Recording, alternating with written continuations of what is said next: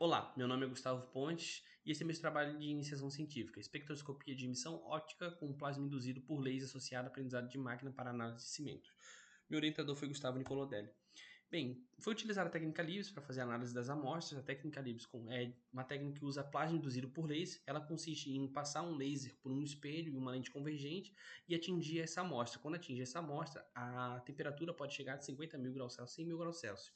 Então acontece um processo de ablação, no qual a amostra absorve, recebe uma onda de choque por causa da alta intensidade do laser, passa vaporização, sublimação e chegando a emitir uma luz contínua durante o resfriamento. E quando chega por volta de 30 nanosegundos, a temperatura começa a resfriar, mandando a luz contínua, e após um microsegundo chega por torno de 10 mil graus Celsius e passa a mandar a luz discreta. Essa luz discreta é analisada, cada elemento químico tem sua luz característica.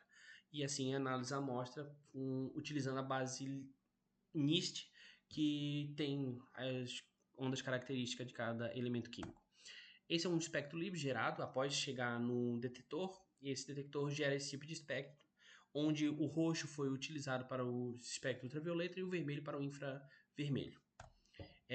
O preparo das amostras foram utilizados dois tipos de cimento, CPV e CP2F32, usada a norma BNT e essa quantidade de materiais. Após isso, foi colocado em um misturador mecânico e esse misturador fez essas etapas até que foi feita a moldagem em canos PVC de 50 milímetros.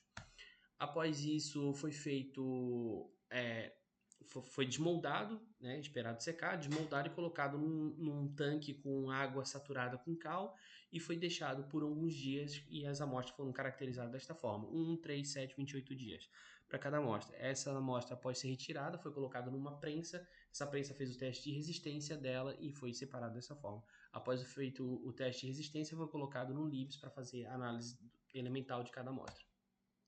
Dá para notar que por volta de 300 nanocentímetros, nanômetros, acontece a inversão do espectro, onde o infravermelho passa a ser menos intenso do que o ultravioleta.